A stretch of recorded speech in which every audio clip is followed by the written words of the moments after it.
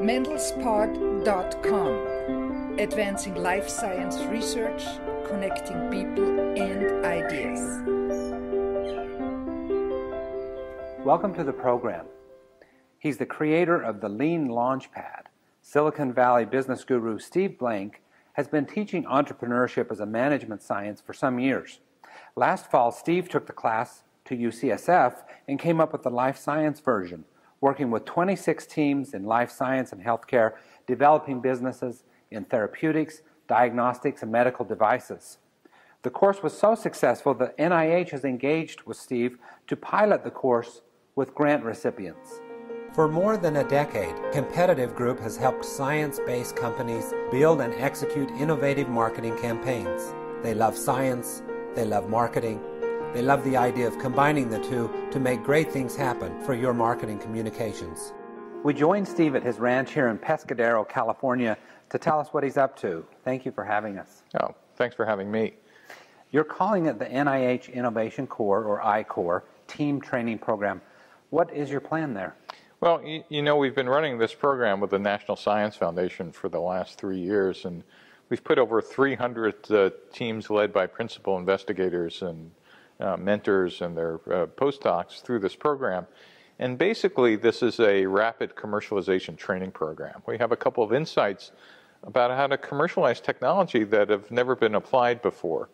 You know, for the last 30 years, the U.S. government has mandated that almost 3% of federal research agency budgets are put into what's called the SBIR and STTR programs. Yes. But thank goodness the Congress hasn't asked how well are those programs doing, because the results are actually worse than any venture capital firm. Oh, and you say thank goodness because they may have reduced it. Yeah, well, they might have taken out those heads of the program and shot them, because while we were implementing the program, there really was a conundrum, is that obviously scientists are worried about their science. Yet those who raised their hand and said, I'm interested in doing applied science and maybe getting my research and turning it into commercial products, we actually had no formal mechanism for teaching them how to do so. And essentially, in giving out these SBIR and STTR grants, we were giving out cars without requiring driver's ed, and we were surprised that the cars kept crashing. So that's who it's for, SBIR grant recipients. Well, at the NSF, it's for people who want an SBIR and STTR grant. Train them before you give them And at the NIH, the pilot will be for those who already have an SBIR Phase 1 grant. So for anybody in the commercialization pipeline, you know, at the NSF, most of their research dollars are for people who want to do basic research, not applied. But the NIH is a mix of both basic and applied research. And basically the goal, if you're a member of commercialization for these federal research agencies, is how do we take the results of our science and embed it in useful products? And the NIH spends $757 million in the last year just for commercialization programs. And in fact, there's a whole division in NCATS which is focused on translational medicine. Yeah. So it's not like we're the first people thinking about this. No. Obviously, and the NIH has had advanced thinking in this area for decades. But this is a quite practical approach. So we have some insights that maybe make this possibly the next generation on how to think about translational medicine. And there are a couple of key insights. Number one is that the gap between scientists and commercialization happens to be about how do I understand all the pieces of a business that historically required you to go get an MBA or hire a CEO with a three-piece suit or whatever, and thinking that, you know, pat scientists on the head and say, don't worry about that, we'll hire somebody to deal with this. We believe completely the opposite. We believe in the early stages that scientists personally, particularly the PIs, need to get outside the building and understand the core elements of how you turn your idea and invention into a business, and doing it without teaching you about income statement or balance sheet or cash flow. And we put together a method that's called the Lean Startup that has 3 components. And these really appeal to scientists and clinicians and researchers, because the core idea is any business has a series of untested hypotheses. Unlike... You're already using the scientific term there. Now, all of a sudden, unlike the hypotheses you were testing in your lab, these are hypotheses you might not have thought about before, but who's your customer? You know, how much will you charge them? Why will they buy? What kind of partners do you need? You know, what are some regulatory issues or reimbursement issues or intellectual property issues? You could frame these all as hypotheses saying, well, I think these are the people who will buy, these are the people who will pay, here's how we're going to get reimbursed, here's the regulatory issues. And we say, well, that's great. Why don't we all write down those hypotheses, and we'll spend, you know, a day or so doing that. But for the next 10 weeks of the class, we're going to get you and your team outside the building to personally test those hypotheses. And that's the second part. One is hypothesis framing. The second is we're going to test it by setting up experiments. Gee, I believe that the regulators will say X or Y. Great, let's go find that out. Gee, I believe reimbursement will work like this. Oh, great, let's run some experiments and find that out. And it turns out that scientists and clinicians are actually, researchers are actually great at doing this, is once we teach them about the components that they need to test that make up a business. And this is way before you write a formal business plan and way before you raise tons of money. So the insight we had are two. Number one is that the current model of translational medicine says, listen, we're going to spend lots of dollars pushing the science forward to get it into commercial shape. But, oh, this commercial stuff, we could hire some proxies or market researchers and someone else will worry about that. Don't you worry your little head about that. We believe that's backwards. We believe that two things need to happen in parallel at translational medicine. Obviously, we need to push the science forward, but we really need to get the scientists engaged in the commercialization process themselves, because the thing we've discovered is sometimes the feedback that you might hear from a potential partner, like the head of research at Merck, who might say, interesting science, by the way, we have 12 of those in the pipeline. Too bad you're not doing this. Yeah. Well, if you're the principal investigator, you might go, well, I was doing that 3 years ago. I stuck it back on the shelf. You mean you're interested? Oh, why, yes, we're very, that is, you might not even know what some interests are in the commercial marketplace unless you go out and actively engage. Have that conversation before funding. Before funding, before spending 10 years or whatever. It turns out that the business models of potential partners have radically changed. The business models of pharmas, which historically have been completely integrated and self-contained, has now in the last 5 years gotten to a spot where, you know, more than half of most big pharma company pipelines are generated with collaborations with either startups or universities or other entities. And now it's pretty easy to go and actually talk to them, and they'll tell you what kind of data they require for collaboration. Instead of waiting 10 years for a licensing deal, you could get a licensing deal within 18 months if you actually know what they're looking for, and they will tell you. You're empowering scientists to be business people as well. Now, I have sort of two responses. Yeah. Do they resist that? So, because you did do this at UCSF. And then second of all, this is interesting because we've actually talked to people who, you know, business people in pharma who felt like a change happened in pharma when it went from scientists running to MBAs running. Right. There was a downward negative you bet. thing. So a couple of things. One is if you're a scientist who wants to do basic research, you know, this class is not for you, and I would run away the other direction. I mean, there's no need for this.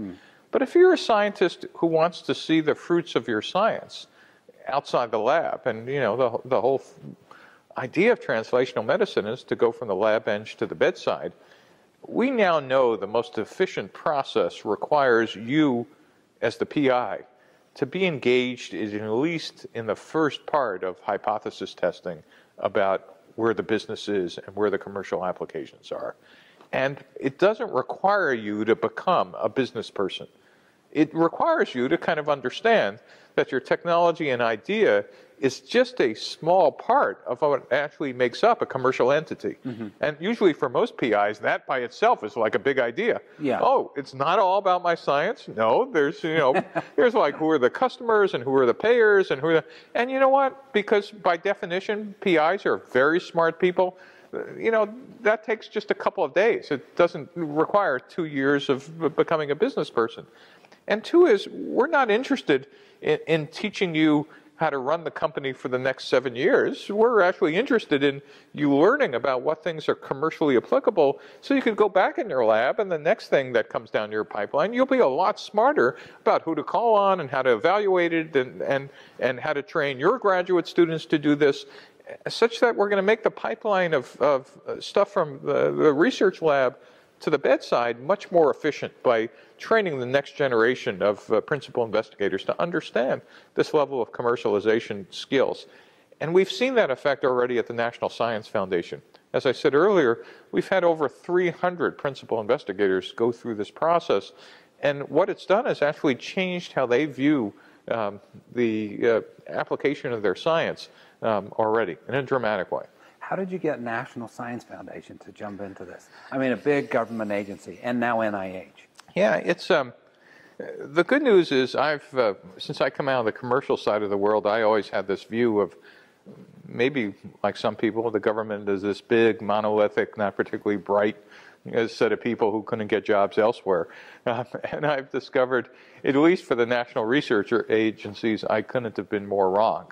Not only these very smart people, but they are also dedicated to making the country a better place. And this combination is actually what I think makes the U.S. a leader in this. They're not bureaucrats. They're actually very smart scientists trying to figure out how to make us all smarter. And what happened was I invented this class at Stanford, and it was called the Lean LaunchPad class. And it was a pretty radical idea to have, instead of just lectures about entrepreneurship and how to write a business plan, is how to get the teams to come in, put together what we call the business model canvas with all these hypotheses, and then they would get out of the classroom every week having to talk to 10 to 15 customers a week, and then come back and present to the teaching team and their peers what they learned, and in the meantime, building prototypes, if possible, of each week some more things to experiment with. Mm-hmm. And you must have had scientists in your classes. We had scientists and engineers and blah, blah, blah. But the real surprise for me was, since this class was such a radical idea, and I open source everything I do, I blogged every weekly session of the class. Here's what I lectured, here's what the teams presented, here was the surprises, here was the good news, here was the bad news.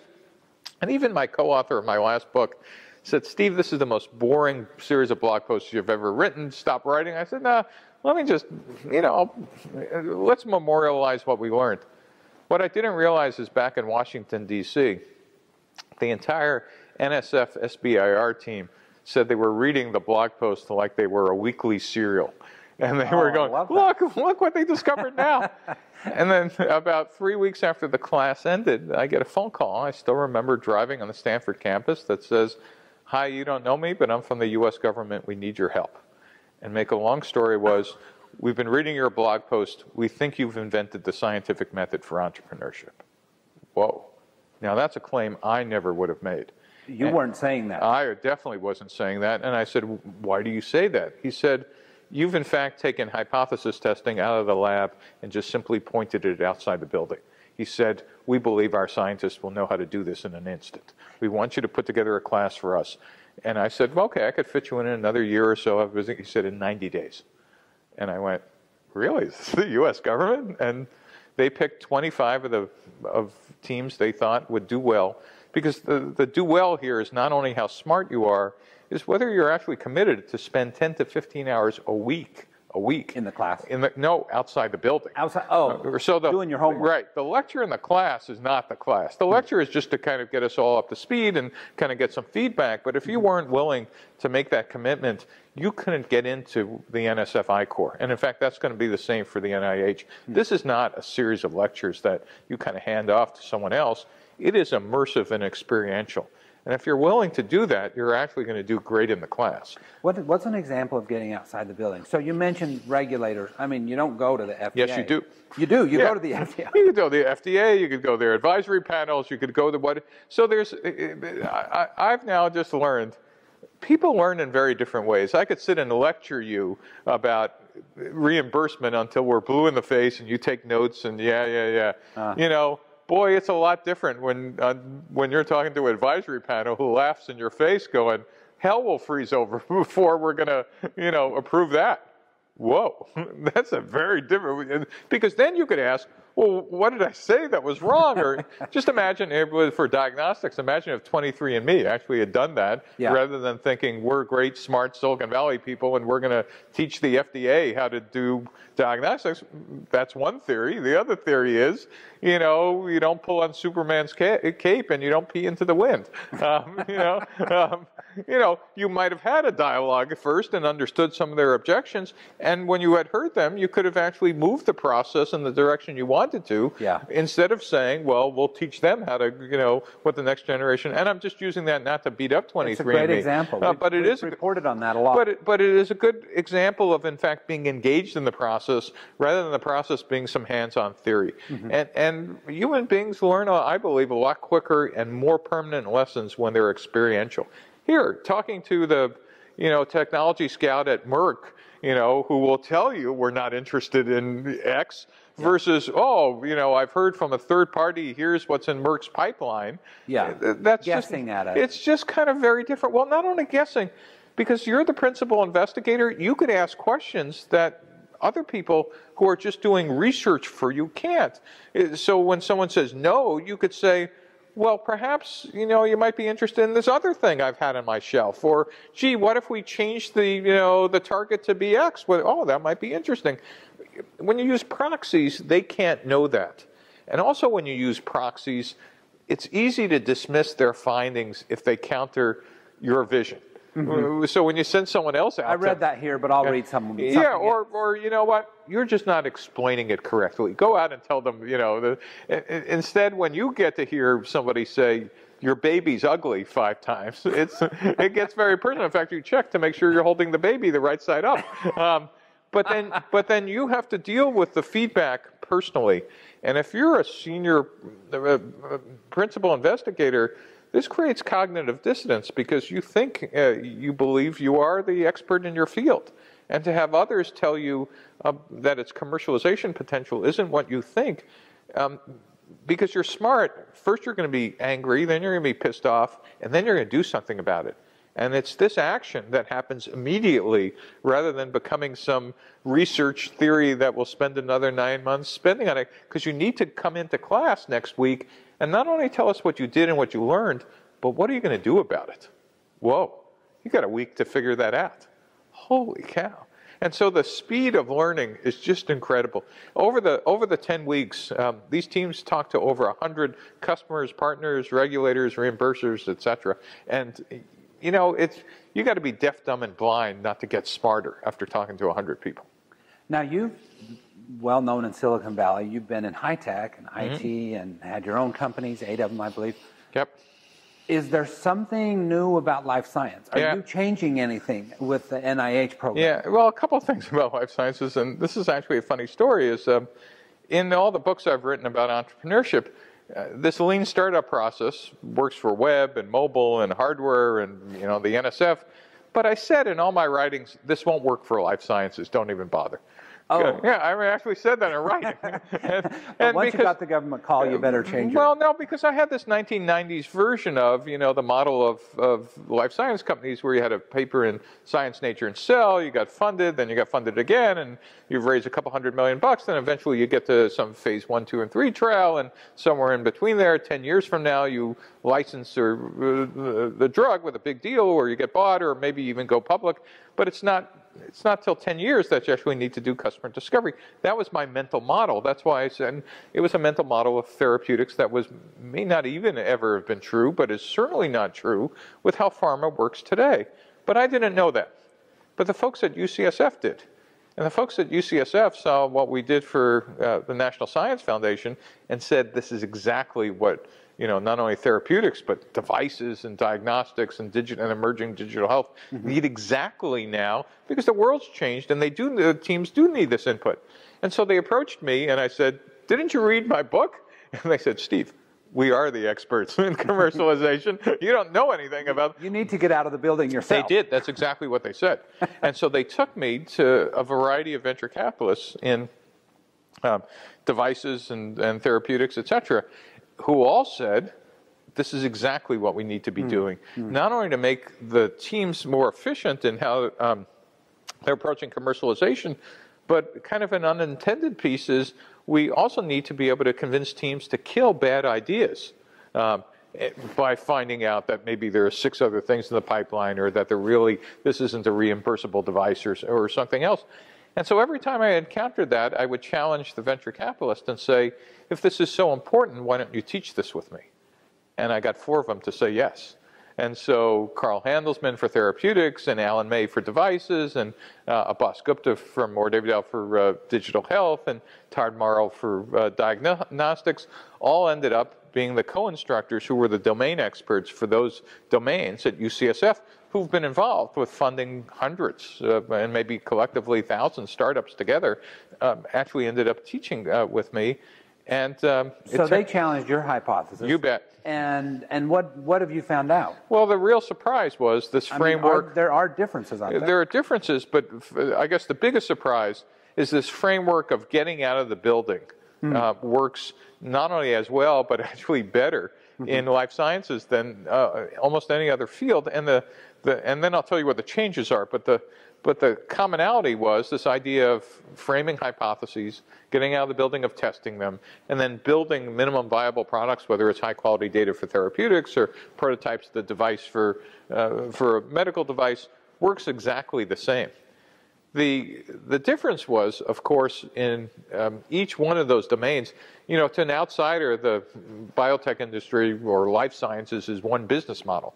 It turns out the reality is the subtleties are down in the tactics. A business model for a device company is dramatically different than the business model for a therapeutics company, which is different than a diagnostics, which is different than digital health. Though to an outsider, it's all life sciences.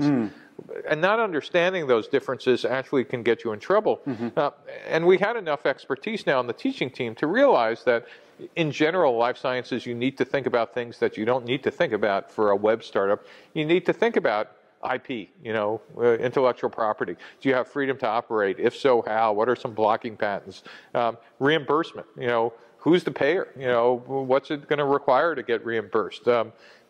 Regulation, in devices, is it a PMA or a 510K? And partners, who's your CRO? What kind of clinical trials are required? How are you going to get that done? What country are you going to get that done in?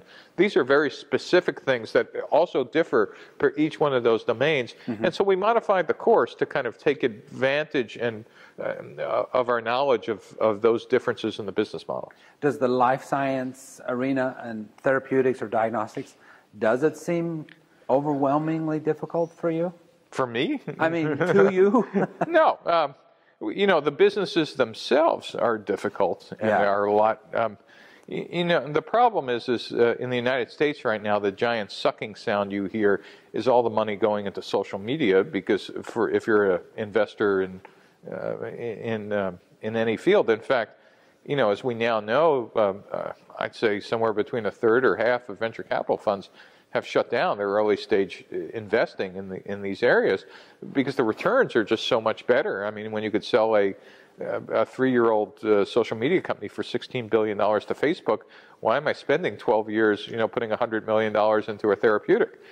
It turns out, and this is a separate discussion, but what's good for investor returns is not necessarily good for the country. It used to be that these two ideas were mostly aligned, that as investors were putting dollars into places that overall we could say was great for society. And don't get me wrong, it isn't that the internet and social media aren't places we shouldn't be investing in, because they will end up being a backbone for a lot of the other things we do. But I just think the amount of dollars are incredibly skewed in the wrong direction. And so what these classes do actually have some relationship to that, is we now know how to make these startups more capital efficient. That is, instead of throwing tens or hundreds of millions of dollars to figure out whether a therapeutic actually makes commercialization sense, not whether it makes technical sense, but whether it makes commercialization sense, we think we have a pretty good notion that says we could maybe reduce that by a factor of 10. Not that ultimately you won't need all those dollars. That is, these lean startups are not cheap startups. It's not that over the lifetime you won't need... Lean doesn't mean cheap. It doesn't mean cheap. It doesn't mean fast. It means when do you invest the dollars, and what kind of evidence do we want to have before we double or triple or quadruple down the investment? Because really we're going to turn entrepreneurship, if we're right, into evidence-based entrepreneurship. And if you're in medicine, the word evidence-based actually has some meaning now. We go, gee, instead of just anecdotal, let's do this treatment or this treatment, we now say, what does the data say? We can now do the same over a portfolio of early stage ventures. We now gather a ton of data about when do we invest, what kind of trajectory and velocity do we want to see these teams to have, how many hypotheses have they tested, how many have they validated or invalidated, how much of their business model do they understand, and by the way, at the same time, that's on the commercial side. On the technical side, what level of technology readiness do they have? So we could, in fact, put together a series of metrics for early stage ventures that have both a technology readiness level component, but also an investment readiness level component that tell us about the maturity of their commercialization. So the program for the NIH starts? So the program for the NIH, applications are being accepted now till August 7th. Okay. The program starts in Bethesda on October 6th, runs for 10 weeks, and ends December 10th. And the key to success there for you is? For me or for the teams? So for the teams, I wouldn't apply if you think this is a set of lectures where you're going to take notes. I wouldn't apply if you think I'm going to have my grad students do all the work.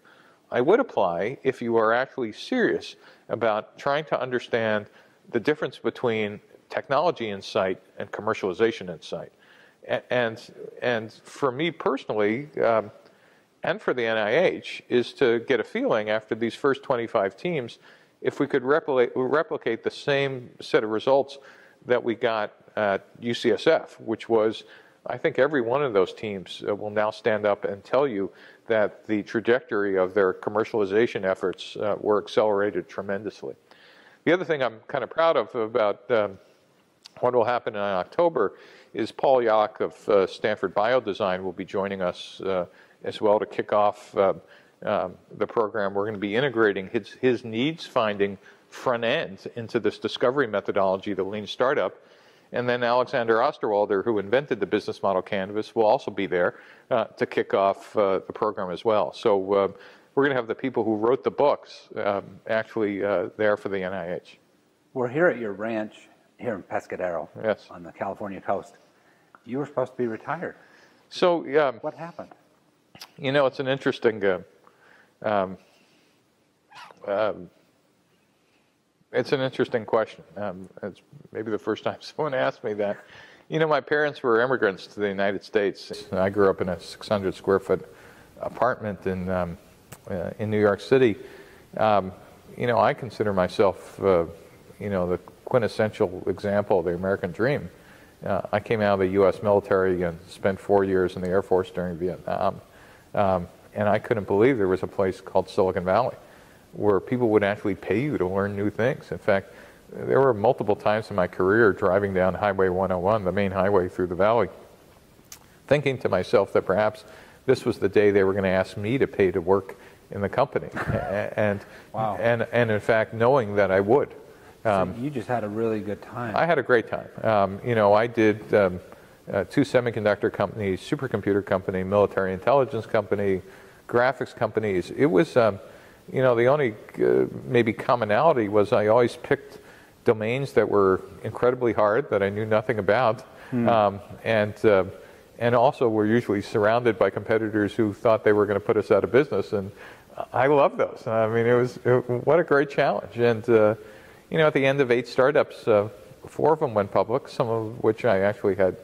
Some of them I had something to do with, others I was along for the ride. A couple were craters. In fact, one left a crater so deep it has its own iridium layer.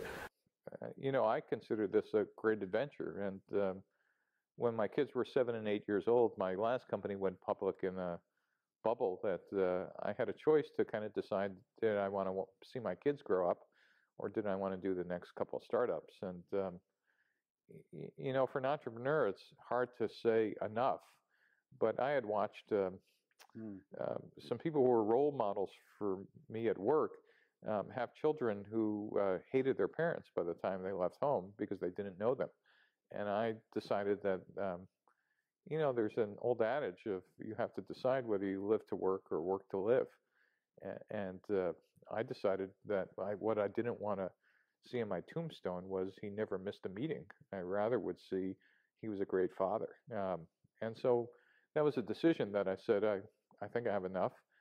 I'll figure out what my next career was. And what came out of that was some thinking about entrepreneurship that I had never had time to think about before. And the big insight, the shorthand was the common wisdom for 50 years in Silicon Valley was startups, well, they're nothing more than smaller versions of large companies. You did everything a large company did. Large companies wrote business plans, you write that. Large companies hire sales, marketing, and biz dev on day one, and you're going to do that. Large companies execute the plan, and you go do that. We never noticed that, in fact, that didn't quite work. Most startups failed. And they failed because instead of actually listening to the customers and feedback, they were listening to their investors who were forcing them to meet a plan, which was an arbitrary set of hypotheses that we assumed were facts. And in fact, the first heuristic that came out of that was that not only weren't startups smaller versions of large companies, the distinction was large companies execute known business models. They know who their customer is, and their channel, and pricing, and competitors, etc. But startups search for business models. Mm-hmm. And this distinction between search and execution had never been articulated before. The main activity in a startup is searching. But the really frustrating part is we had spent 100 years in business schools building tools for execution. Management tools, HR tools, strategy tools, but no one had built any tools for search. Why? Because why would any business school spend their time with two guys in a garage? And, gee, how hard could that be? I get paid to consult for companies for 100,000 people, and those two guys in a garage must be exactly the same thing. So it's just been people going by their instinct. Of course. And so this whole lean startup methodology, business models, customer development, et cetera, is just a small beginning of a management stack for early stage ventures, for searching for a business model. And hopefully in the next couple of decades, my stuff will be superseded by lots of other smart people adding to that management stack. But this is a beginning, and we now have a language to kind of describe that distinction. These classes at NSF and NIH are the first classes that actually teach some of these methodologies by experiential first-hand methods. And so that's what I do with my spare time. Steve Blank, author, entrepreneur, teacher, thank you for having us. Thank you for having me. Take care. For more than a decade, Competitive Group has helped science-based companies build and execute innovative marketing campaigns. They love science, they love marketing, they love the idea of combining the two to make great things happen for your marketing communications.